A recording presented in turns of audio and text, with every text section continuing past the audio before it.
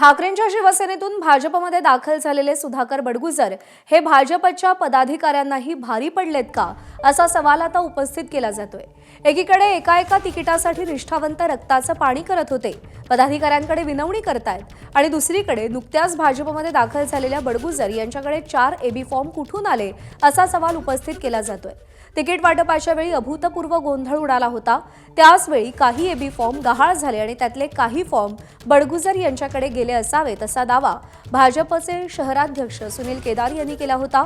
तर पक्षाकडूनच आपल्याला AB form देण्यात आला असा प्रतिदावा सुधाकर बडगुजर यांनी केलाय। त्यामुळे कोण खरं बोलतंय आणि कोण खोटं बोलतंय हा प्रश्न उपस्थित होतोय।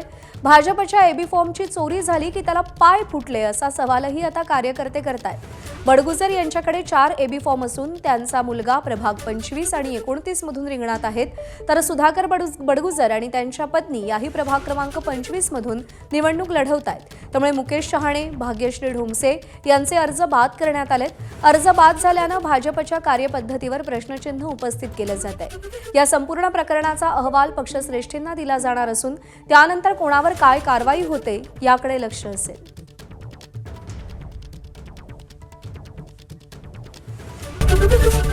एबीपी माझा, उघडा डोळे बघा नीट।